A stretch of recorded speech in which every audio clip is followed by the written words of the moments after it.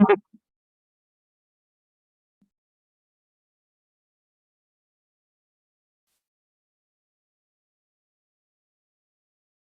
है जी, तो हम अगेन बात कर रहे हैं इन ट्रिग्नोमेट्रिक आइडेंटिटीज के। लेट मी टेल यू, मैं अभी ब्रेक पिछले सेशन में आपको यही कह रहा था कि ये जो चार फार्मूलाज यहाँ पे लिखे हुए हैं, टेंजेंट,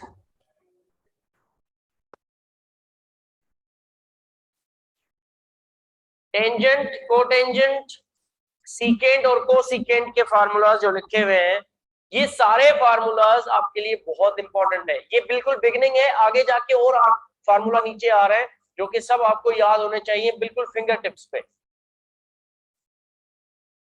अच्छा जी, ये वाली चीजें उस दिन मैं करवा चुका हूं, ये करने की जरूरत नहीं है। एक सर्किल के अंदर ये वैल्यूज हैं साइन, कॉस और टेंजेंट की। जैसे फॉर एग्जाम्पल ये कह रहा है कि sine pi by 4 is equal to 1/√2 और cos pi by 4 is equal to 1/√2। तो ये मैं करवा चुका हूं पहले आपको। ये है साइन 45 और cos 45। पाई बाय 4, पाई का मतलब क्या है 180 डिग्री, 180/4 45। तो 45 की वैल्यू मैंने करवाई थी साइन को जब प्लॉट करा रहा था कि 0.707, 1/√2 0.707 होता है। ये बुनियादी तौर पे आपसे ये कह रहे हैं कि अगर इनकी वैल्यूज ये है तो टेंजेंट की वैल्यू क्या होगी। तो ये जो चार फार्मूलाज हैं इनको आप यूज करके ये काम कर सके। कॉट है ये, कोटेंजेंट, कोटेंजेंट बराबर होता है 1/टेंजेंट के। कॉस तो ये रहा ना भाई,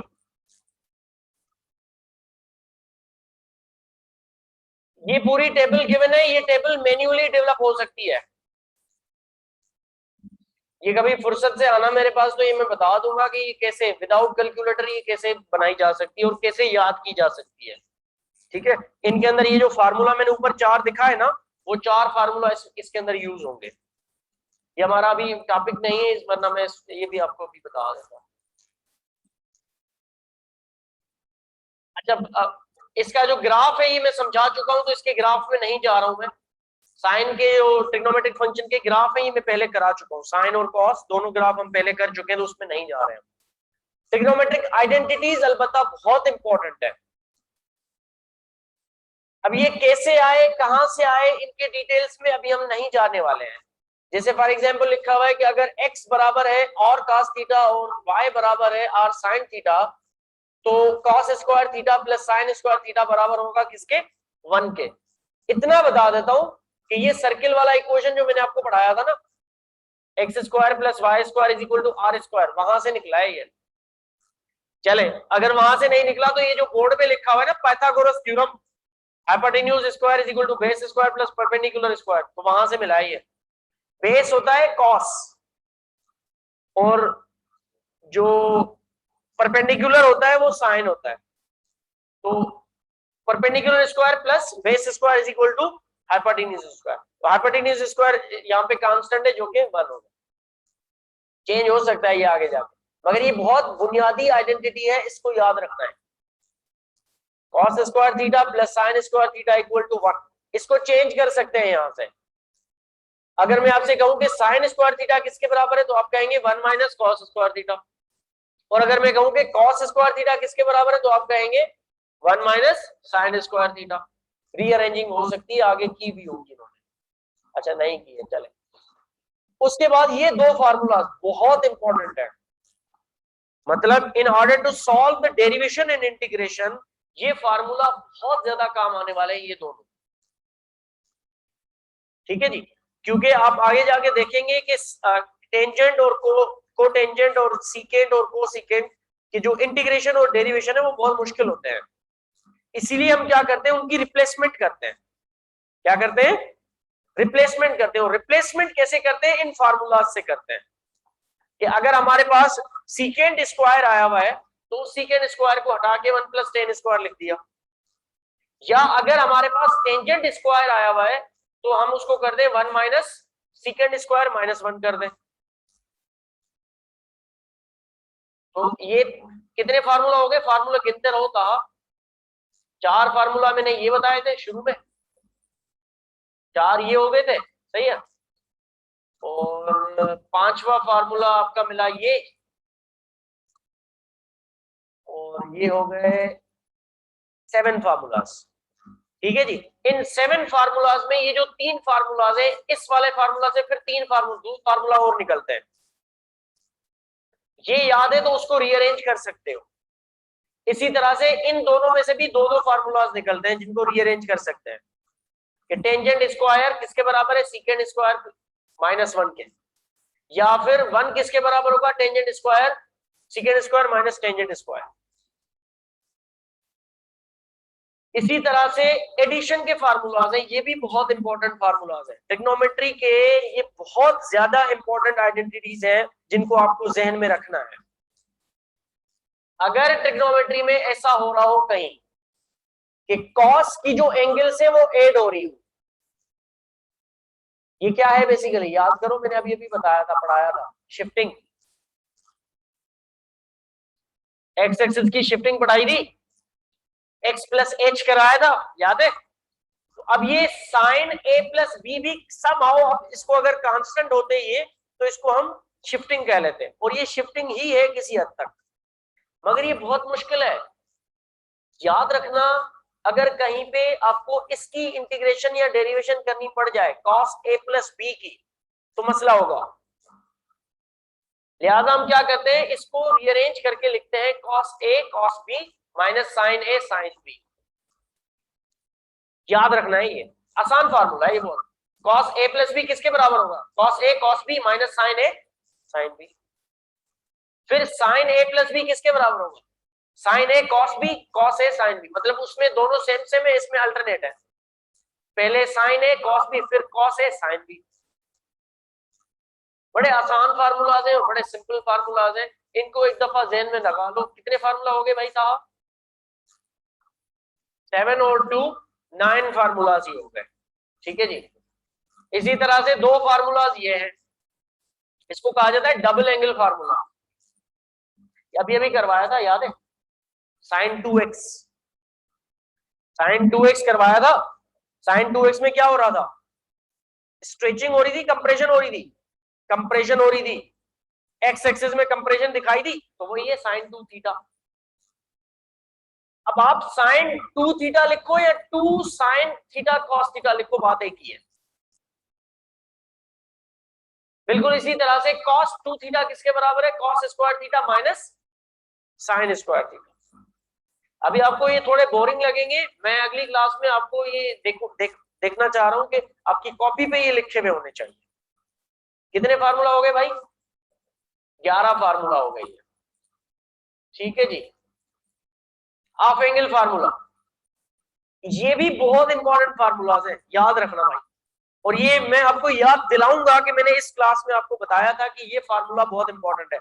आगे डेरिवेशन इंटीग्रेशन आएंगी, ये हाफ एंगल फार्मूला बहुत ज्यादा यूज होंगे। इसका ये जो 2 लिखा हुआ है ना, इस 2 को हम इधर ले आते हैं, यहाँ पे हम इसको कहते हैं 2 cos square is equal to 1 plus cos 2 theta. याद रखना, cos स्क्वायर का डेरिवेशन इंटीग्रेशन करना मुश्किल है, cos 2 थीटा का अलबत्ता डेरिवेशन इंटीग्रेशन करना आसान है। तो जहां पे cos स्क्वायर लिखा हुआ होता है ना, उसको हम रिप्लेस कर लेते हैं 1 प्लस cos 2 थीटा के साथ, ये फार्मूला यूज करके, और हमारी इंटीग्रेशन और डेरिवेशन आसान हो जाती है।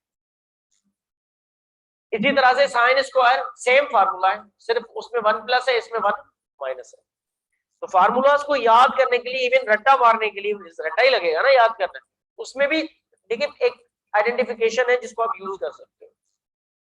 फोर्स निकालना है तो ये फार्मूला याद होने चाहिए, ये भी ठीक है। Excuse me, law of cosines देख लो इसको, वरना इसका इतना आगे यूज फिलहाल तो नहीं है, आया तो फिर मैं समझा दूंगा। ठीक है जी। तो ये कितने फार्मूला हो गए था, 11, 13 फार्मूला, 2 और हो गए, तो ये 13 फार्मूलाज हैं। इन 13 फार्मूलाज को पहली फुर्सत में, बुक मैंने आपको दी भी है, पहली फुर्सत में इन 13 के 13 फार्मूलाज को अपनी कॉपी पे उतार लीजिए।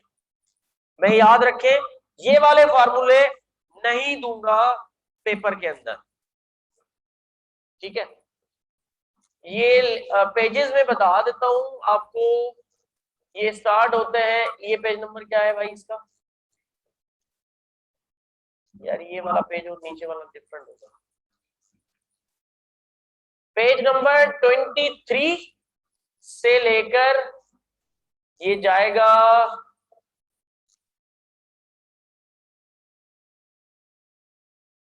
पेज नंबर 26 तक।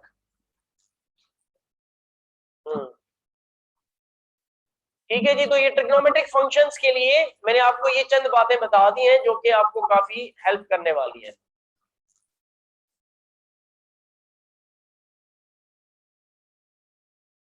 अच्छा जी, अब कुछ और बातों की तरफ चलते हैं।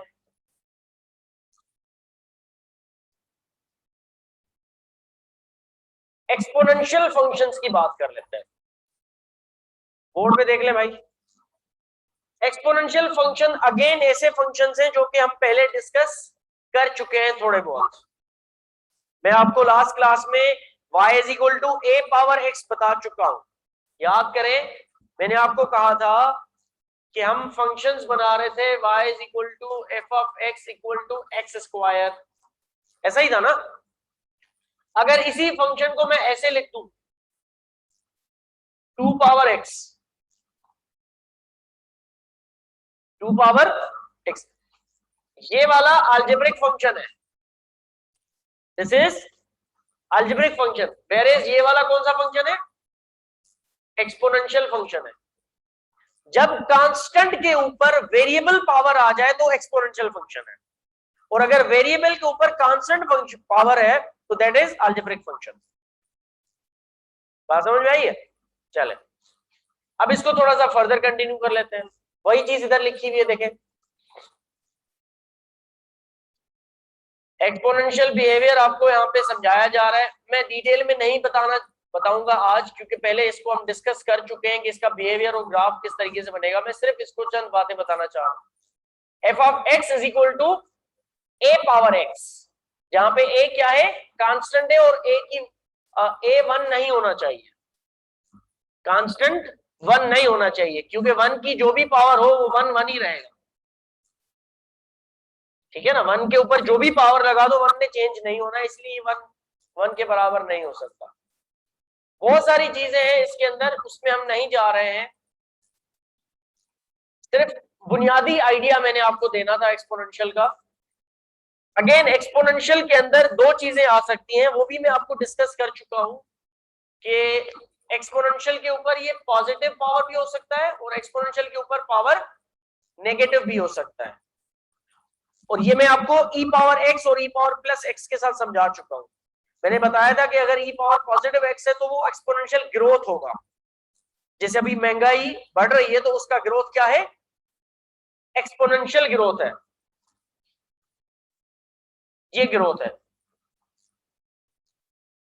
इसको एक्सपोनेंशियल फंक्शन कहा जाता है। ये क्या है? ई पावर एक्स है, या चले मैं इसको कह देता हूं फिलहाल 2 पावर एक्स। ये क्या है? 2 पावर एक्स है ये। इसको आपको समझाने के लिए मैं कह रहा हूं कि महंगाई का ग्राफ है, जो कि क्या हो रहा है? ऐसा ऐसा बढ़ रहा है। पहले ऐसा ऐसा बढ़ रहा था, अब अचानक से शूट कर रहा है, और ये शूट करता रहेगा। और अगर कहीं पे जाके इसने खत्म होना है, मतलब ये महंगाई अगर समहाउ रिड्यूस होगी, तो फिर क्या होगा? इसकी जो रिडक्शन है वो फिर ऐसे आ जाएगी। फॉर सपोज ये, इसको हम कर लेते हैं 2018 से स्टार्ट कर लेते हैं इसको। सही है। 2018 से ही एक्सपोनेंशियली इंक्रीज होती रही, और किसी पॉइंट पे जाके ये स्टेबल हो गई,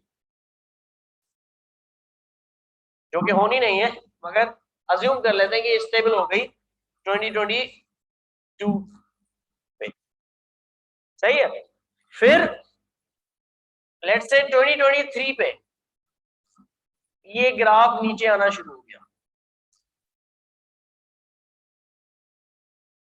तो ये है 2 पावर एक्स, और ये क्या है? 2 पावर माइनस एक्स। यहां से लेकर यहां तक 2 पावर एक्स, इधर से लेकर 0 तक ये 2 पावर माइनस एक्स। ये बढ़ रहा है और ये क्या हो रहा है? रिड्यूस हो रहा है। ये कांस्टेंट वैल्यू कुछ भी हो सकती है, let's say whatever 10 20 50 whatever it is. किसी भी चीज की, अगर आप पेट्रोल की कीमत लगा लें फॉर एग्जांपल, इसको अगर आप पेट्रोल की कीमत लगा लें, तो फॉर सपोज पेट्रोल की कीमत बढ़ रही है और सडनली जाके एक पूरे साल के लिए कांस्टेंट होगी, बढ़ी नहीं, 150, 200, 300, 400, 500 जहां पे भी इन्होंने पहुंचाया, पहुंचने के बाद यहाँ पे रुक गई। जितनी देर रुकी वो क्या होगी, कांस्टेंट लाइन हो जाएगी। याद है पढ़ाया था ग्राफ। फिर अगर वो डिक्रीज हो रही है तो जैसे जैसे वो उसका डिक्रीज रेट होगा वो इस तरह से होगा, क्योंकि देखिए कांस्टेंट रेट से डिक्रीज नहीं होती, मतलब ऐसे नहीं होता कि 5 रुपए कम कर दिए 5 रुपए बढ़ा दिए, कभी 5 कम करते, कभी 5 बढ़ाते, कभी 15 बढ़ा दिए, कभी 10 बढ़ा दिए, कभी 8 बढ़ा दिए, कभी 2 बढ़ा लिए, तो वो रैंडम रेट है इसका। ये भी रैंडम नहीं है, उस तरह से नहीं, मगर मैं सिर्फ समझाने के लिए आपको, तो ग्रोथ और डिके इस तरह से दिखाया जाएगा और ये दोनों एक्सपोनेंशियली दिखाए जाएंगे। ठीक हो गया।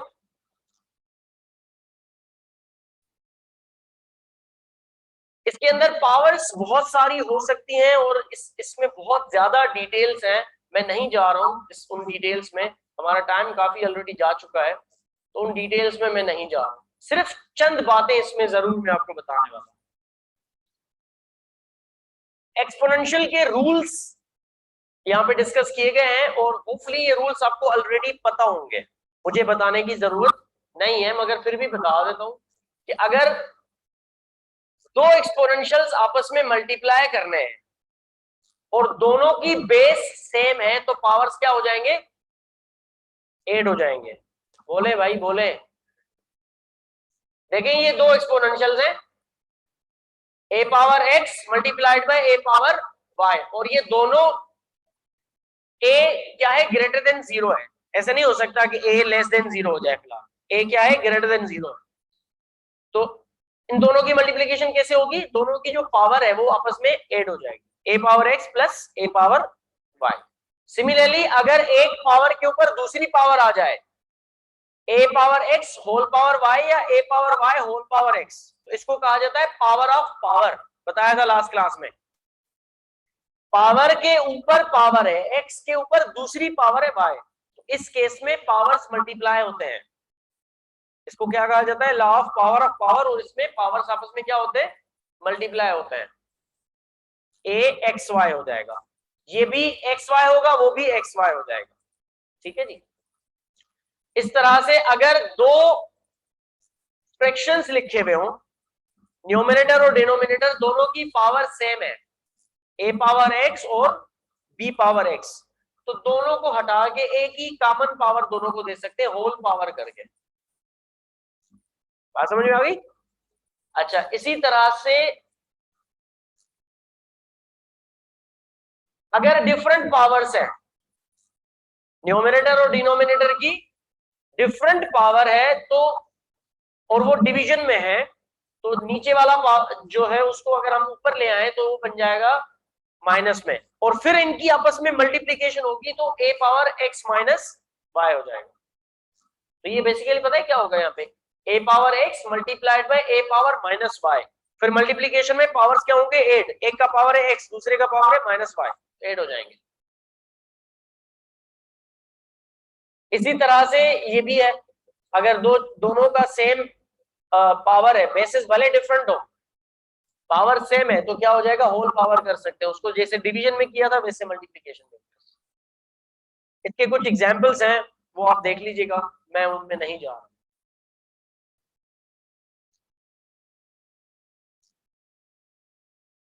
अच्छा, अब ये जो एक्सपोनेंशियल फंक्शंस की हमने बात की ना, जैसे यहाँ पे मैंने आपको बताया 2 पावर x, अब इसमें y is equal to e power x, ये जो e पावर x है, e एक्सपोनेंशियल को कहा जाता है, नेचुरली एक्सपोनेंशियल फंक्शन कहा जाता है जब e के ऊपर पावर क्या हो, x। अब ये क्या है, the most important exponential function used for modelling natural physical and economic phenomena is the natural exponential function. मतलब फिजिकल फिनोमेना अगर आपको देखनी है, उसको नेचुरली एक्सपोनेंट देखना है उसमें, तो उसके लिए क्या यूज करते हैं हम, e पावर x यूज करते हैं। e अगेन एक कांस्टेंट वैल्यू है, जिसको अगर आप कैलकुलेटर से निकालेंगे तो कैलकुलेटर से निकल आती है e की वैल्यू, या गूगल कर लें इसको, 2 पॉइंट समथिंग इसकी वैल्यू है, जिसको हम ये नेचुरल ग्रोथ के हिसाब से लेके चलते हैं। इसका शेप बिल्कुल वैसे ही है जैसे बोर्ड पे बना हुआ है, 2 पावर x और 2 पावर माइनस x की तरह ही होगा, e पावर x और e पावर माइनस x। यहाँ पे मेंशन भी हुआ है।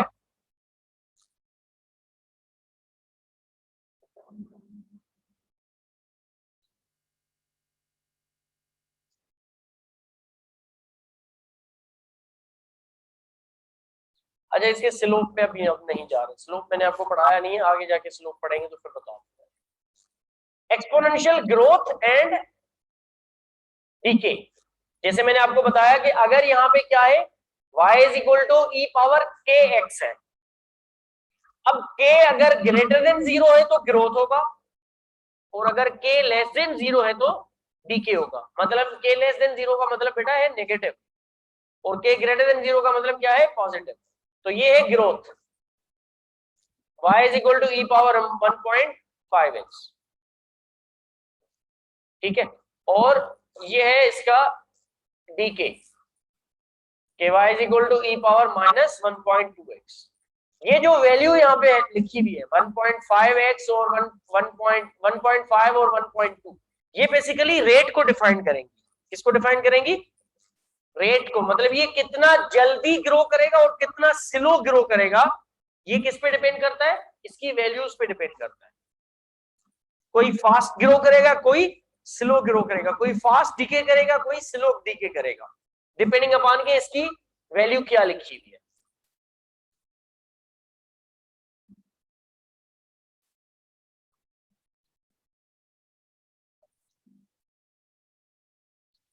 ठीक है, तो यहां तक एक्सपोनेंशियल फंक्शंस का इंट्रोडक्शन मैंने आपको दे दिया है। इनको आगे फिर यूटिलाइजेशन में आएंगे तो फिर डिस्कस करते रहेंगे साथ साथ में। चंद एग्जांपल्स इसके मैं दूंगा आपको करने के लिए, अभी क्लास में डिस्कस नहीं कर रहा हूं मैं, मतलब क्लास में सॉल्व नहीं करवा रहा हूं डायरेक्टली एग्जांपल्स, मगर क्योंकि मैंने इंट्रोडक्शन करा दिया है तो असाइनमेंट के तौर पे 2-3 एग्जांपल्स मैं आपको दूंगा। फिर अगर आपको मसला होगा उसमें तो फिर क्लास में भी सॉल्व करवा दूंगा, या एक्स्ट्रा क्लास या एक्स्ट्रा सेशन रख के उसमें आपको मैं सॉल्व करवा दूंगा। क्योंकि चीजें बहुत सारी है, तो इस कोर्स के अंदर जो स्ट्रेटेजी है वो यही है कि कुछ चीजें क्लास में होंगी, कुछ असाइनमेंट में दी जाएंगी। असाइनमेंट में अगर आप खुद कर लेते तो गुड इनफ, नहीं करते तो इसका मतलब ये नहीं कि मैंने नहीं कराना, मैंने भी कराना है। फिर हम किसी दिन एक्स्ट्रा क्लास रख के आधे घंटे का, 15 मिनट का, 20 मिनट का, 1 घंटे का उन चीजों को आपको सॉल्व कराते रहेंगे। तो ये चीज अपने जहन में बिठा लें कि आगे इस तरह की चीजें आने वाली है। अच्छा जी, अब ये दो आखिरी फंक्शंस हैं जिनकी हम बात कर रहे हैं, और इसके बाद होपफुली हमारा जो फंक्शंस का चैप्टर है वो खत्म होना है, और फिर हमने लिमिट से स्टार्ट कर लेना है। सही है। अच्छा, सबसे पहले हम थोड़ी सी इनवर्स फंक्शंस की बात कर लेते हैं और लॉगरिथम्स की बात कर लेते हैं। इसमें कुछ फंक्शंस बीच में आने हैं जिनमें 1-1 फंक्शन है, 1-2 फंक्शन है, ऑन टू फंक्शन है, और ये डिफरेंट टाइप्स हैं, उसको हमने अभी टच नहीं किया है। अगर जरूरत फील हुई तो उनको भी टच कर लेंगे। फिलहाल थोड़ा सा मैं इनवर्स फंक्शंस की बात करूं।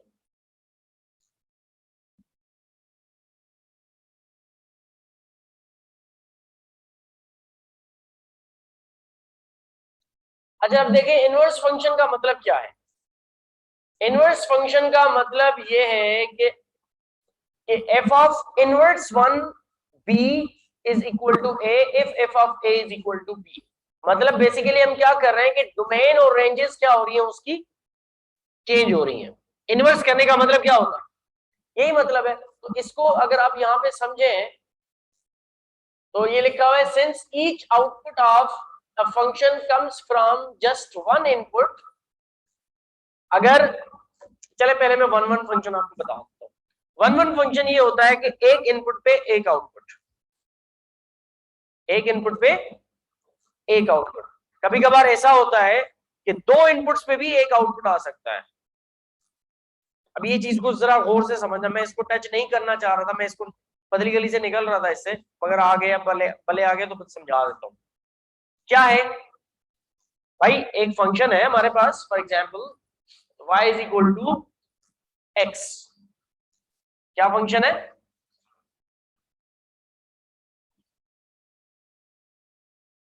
y is equal to x हमारे पास फंक्शन है।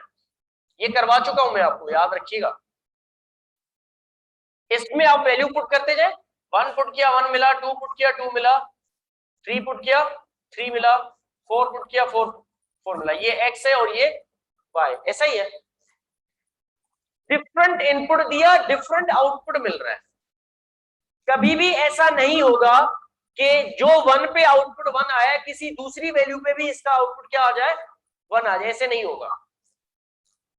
मतलब आप ये जो फॉर सपोज ये 4 आउटपुट्स मैंने निकाले हैं ना, ये 4 आउटपुट किसी और तरीके से ला सकते हो उसी फंक्शन में, नहीं आ सकते।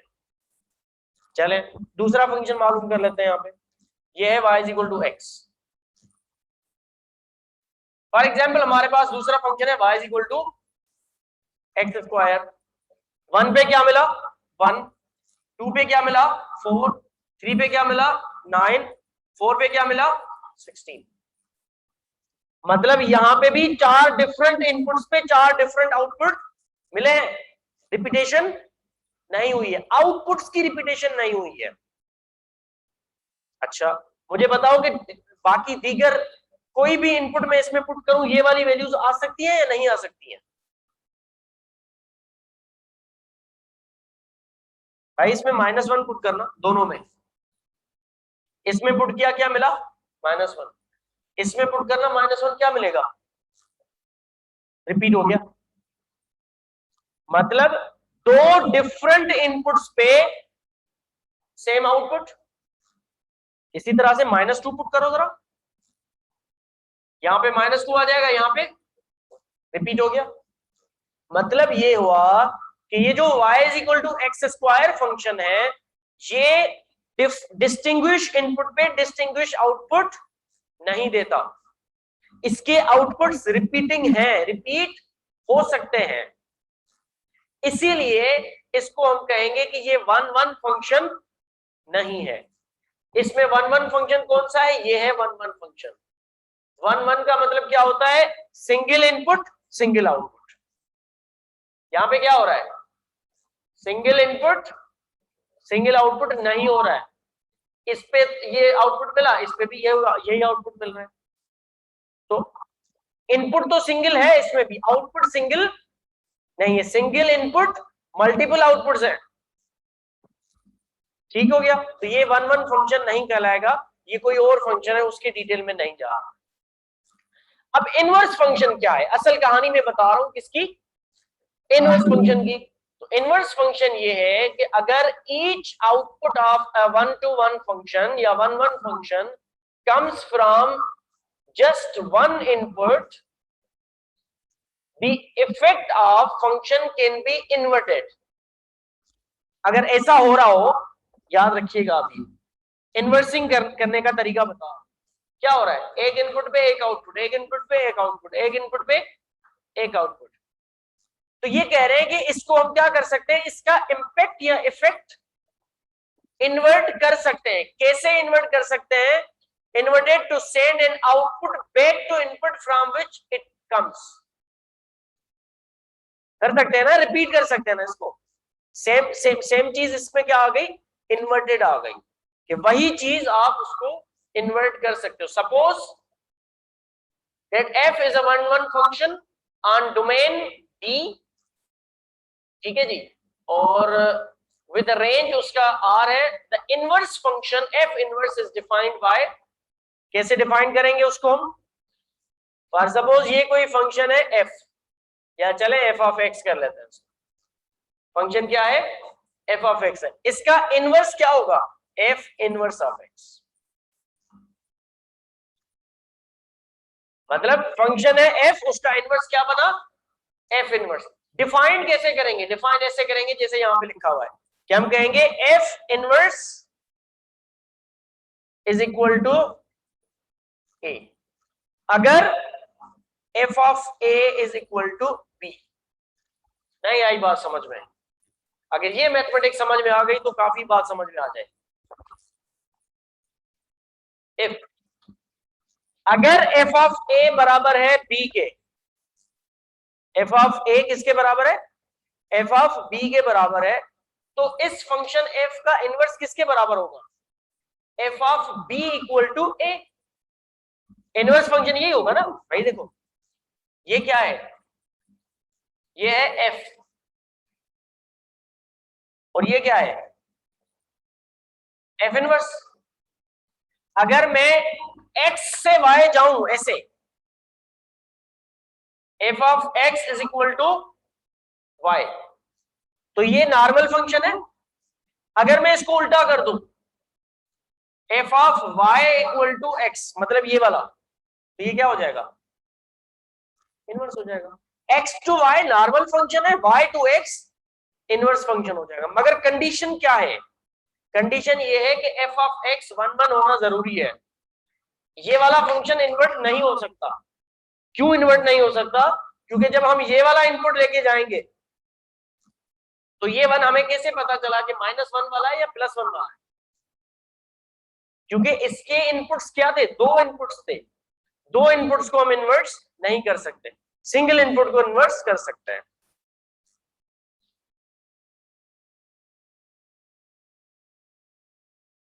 तो यहाँ पे लिखा हुआ है कि domain of F inverse is R and the range of F inverse is D. जो पहले फंक्शन का डोमेन है वो इनवर्स फंक्शन का रेंज हो जाएगा, और जो पहले फंक्शन का रेंज है वो इनवर्स फंक्शन का डोमेन हो जाएगा। तो इन सिंपल वर्ड्स हम क्या कह रहे हैं कि इनवर्स करने के लिए डोमेन और रेंज क्या हो जाएंगी, चेंज हो जाएंगी, एक्सचेंज हो जाएंगी।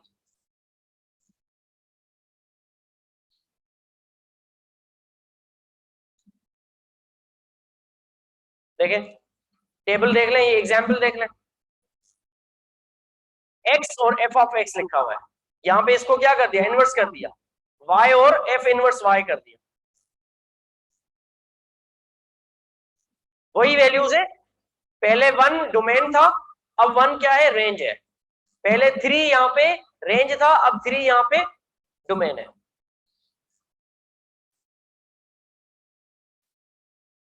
अच्छा, इसकी कुछ प्रॉपर्टीज हैं, उसमें नहीं जा रहा हूं मैं, कि अगर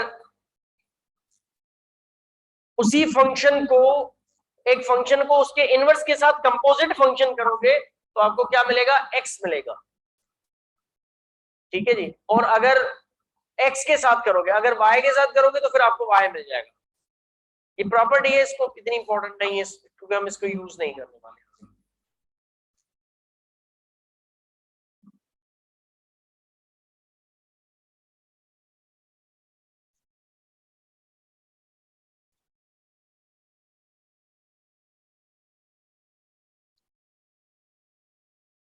अच्छा, ये एग्जांपल जरा हम एक कर लेते हैं इनवर्स फंक्शंस का, ये आपको थोड़ा सा समझाने के पॉइंट ऑफ व्यू से जरूरी है कि किसी भी फंक्शन का, अगर कोई फंक्शन गिवन है, मैं आपसे कहूंगी यार इसका इनवर्स फंक्शन तो मालूम करना, तो किस तरीके से करोगे। फॉर एग्जांपल आपको फंक्शन गिवन है, जा भी रहा है नहीं जा,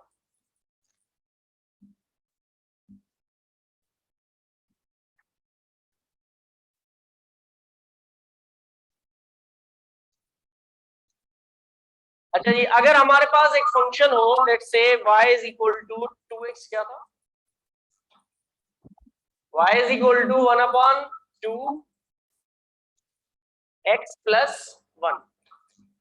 अगर ये फंक्शन है जिसमें डोमेन क्या है, x इज डोमेन और y इज रेंज, इसको, इसका इनवर्स कैसे मालूम करेंगे, तो सबसे पहले इस फंक्शन को आप रीअरेंज करेंगे for x, rearrange for x, तो ये क्या हो जाएगा, सबसे पहले इस 1 को x से निकाल देंगे, y की तरफ लेके जाएंगे, तो ये हो जाएगा y minus 1 is equal to 1/2 x। फिर इस x से 1/2 की जान छुड़ाएंगे, तो 1/2 2x के साथ डिवाइडेड है, उधर जाएगा तो इन दोनों के साथ मल्टीप्लीकेशन हो जाएगा। तो पहले इसको चेंज भी कर लेता हूँ, 1/2x is equal to y minus 1, फिर ये x हो जाएगा 2y माइनस 2। तो हमने इनको इंटरचेंज कर लिया, रीअरेंज कर लिया। अब हम क्या करेंगे, इंटरचेंज करेंगे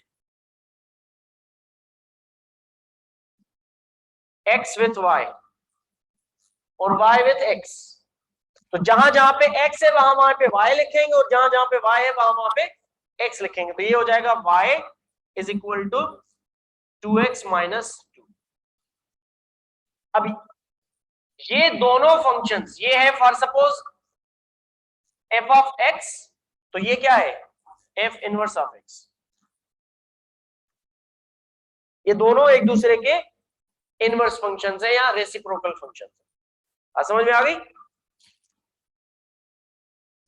इस तरह के और बहुत सारे एग्जाम्पल्स आपको मिलेंगे।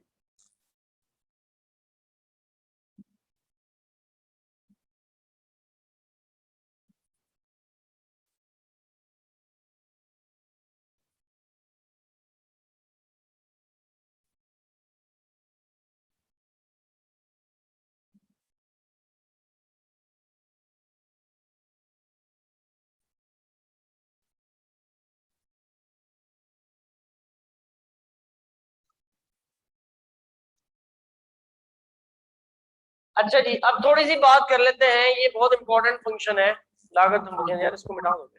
चलते चलते, ये इंपॉर्टेंट फंक्शन है काफी, इसको हमें समझना है।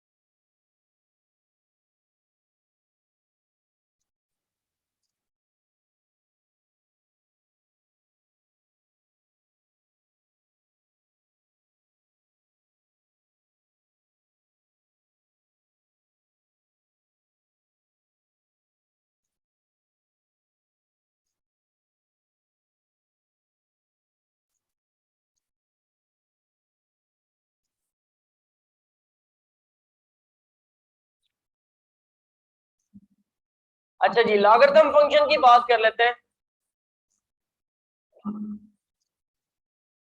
देखिए लॉगरिथम फंक्शन जो है,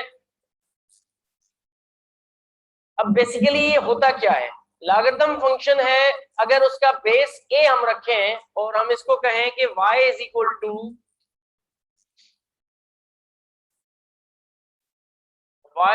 टू लॉगरिथम ax, तो इसका मतलब क्या है? इसका मतलब ये है कि लॉगरिथम का बेस है a। लॉगरिथम का बेस क्या है? a। देखिए लॉगरिथम का हमेशा बेस होता है। आपको पता है कि लॉगरिथम जो है डिफरेंट डेसिमल वैल्यूज को रिप्रेजेंटेशन के लिए हम यूज करते हैं। log 10 बेस आपने पढ़ा होगा, log 2 बेस आपने पढ़ा होगा। फॉर सपोज अगर 100 है और उसका मैं log 10 बेस निकालना चाह रहा हूं, तो इसका वैल्यू आएगा 2।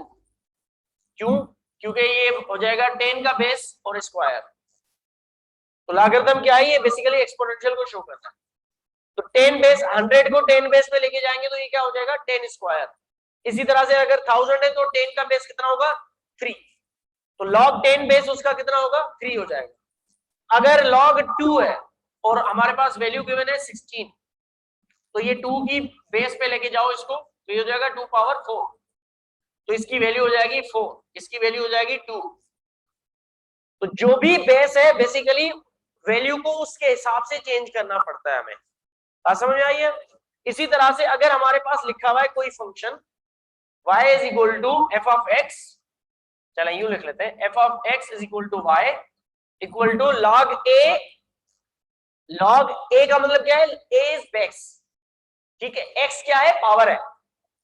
एक्स क्या है? पावर है। वाई क्या है? उसका आंसर है। ठीक हो गया?